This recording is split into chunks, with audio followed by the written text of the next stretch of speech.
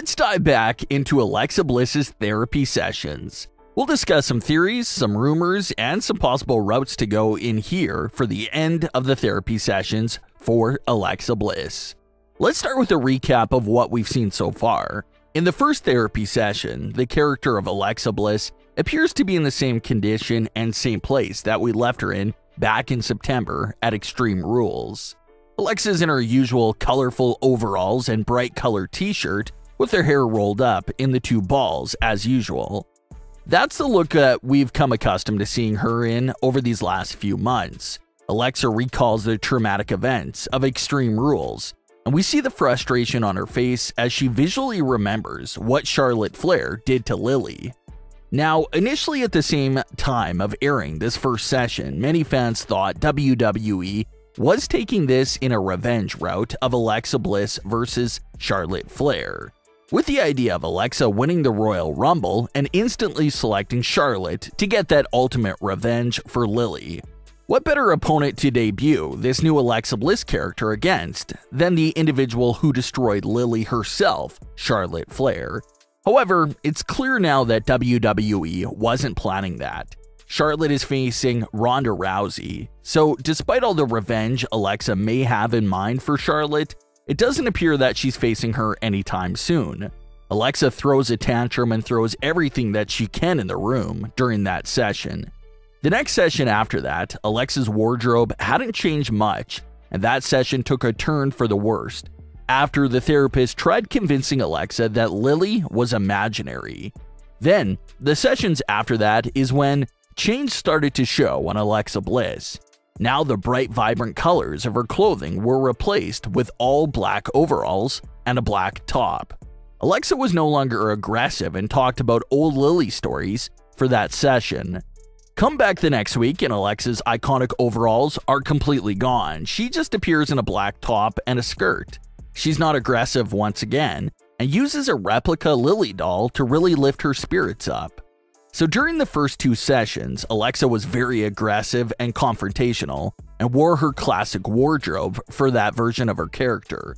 But the two sessions after that featured a chill version of Alexa Bliss with all black clothing. Her colorful clothing was gone. That's something that they haven't touched on so far either. The therapist hasn't asked Alexa Bliss what's going on with her appearance and wardrobe. But it would be interesting to hear what Alexa's answer would be if she does eventually get asked about her change in wardrobe. Is it a result of something the therapist said, something within her own mind that made her switch up the clothing style? It'd be interesting to know. Like we said when Alexa first started changing her appearance, a change in character's physical appearance is the easy way to let the audience know that something of the inner personality change is likely happening as well. If a character changes their look, your first guess should be that they're going through some sort of change. That seems to be true with Alexa Bliss. The all-black clothing and losing a piece of her old wardrobe week by week is no accident. That's being done on purpose to signify the change. We're now well over a month into the therapy sessions, so questions and theories about the end of the sessions are starting to come up. What will the ending possibly look like? Well, like we briefly touched on before, a cliffhanger is going to be the most likely outcome for these sessions. Some television fans in general hate cliffhangers on TV shows because it's a cheap way to carry your audience's attention into the following week's episode.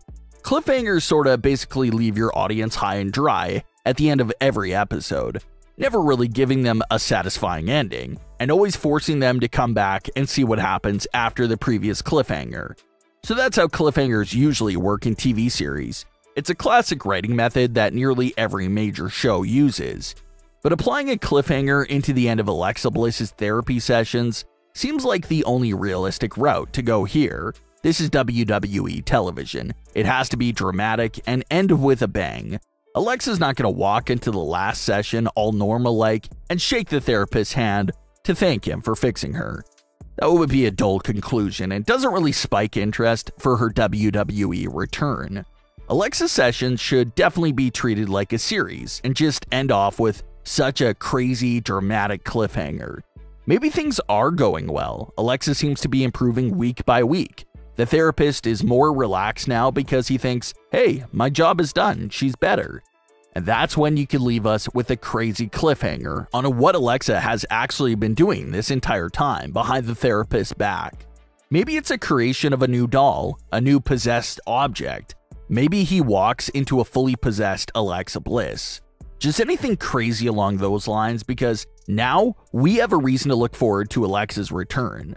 What was that all about, and how will it translate to her new in-ring character? It would spike interest. Sort of like Bray Wyatt and The Fiend. Bray introduced The Fiend during one of his early episodes of Firefly Funhouse. We physically saw The Fiend for the first time, and the screen faded to black. That was a nice little cliffhanger there that made us look forward to seeing when this new monster was going to appear, and then The Fiend would end up making a surprise debut against Finn Balor. So, similar idea here. Give us a glimpse or visual of Alexa's new character, fade to black, and now we wait for her to make a surprise return against someone in the Raw Women's Division. That would be the ideal scenario.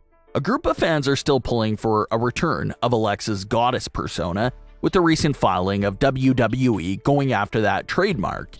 It did give more hope to the fans hoping to see that, but Alexa even turned it down and cryptically tweeted out about how going back to the persona would be a step back, and how she wants to continue to evolve into new things. And that's 100% right. As much as some fans want the goddess back, it's a boring outcome. Okay, she switches back to the goddess persona. Everything that happened to Lilly and Bray is erased from history. What do you do with her now? What's her story? Well, she wouldn't have one. That's the equivalent of basically starting fresh with her character. And not to mention that the goddess persona never really allowed Alexa to dive in and use all her great acting abilities the same way her new character does. Her new character requires her to bring so much range and depth as an actor. So that's another positive note as well.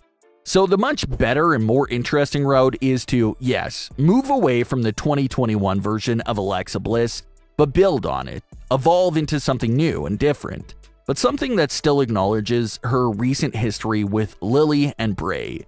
The way all these stories so far have solely focused on Lilly, it just doesn't seem like she'll be completely wiped away from Alexa's stories by the end of these sessions. It continues to appear that she's just way too important to Alexa Bliss's character, so that's why all the theories of Alexa becoming Lilly or Alexa getting another woman to be Lilly all seems like realistic theories right now, because it would appear that Alexa can't really function without Lilly. She needs Lilly present in some way or form. So that's what's leading everyone to believe that everything may not be what it seems. Alexa may end up leaving therapy much worse than how she first entered it. That's a very realistic possibility, no matter how much progress this therapist thinks he's making with her. Alexa Bliss is no regular patient. So that's what makes us feel like a happy ending isn't the plan here at all. And with Becky Lynch now being freed up by Ronda Rousey selecting Charlotte Flair over on SmackDown, you can't help but wonder if Alexa Bliss could come straight for Becky Lynch. What are your thoughts on Alexa Bliss's therapy sessions? Leave your comments below, don't forget to subscribe with all notifications on, and leave a like if you enjoyed. Thanks for watching, guys.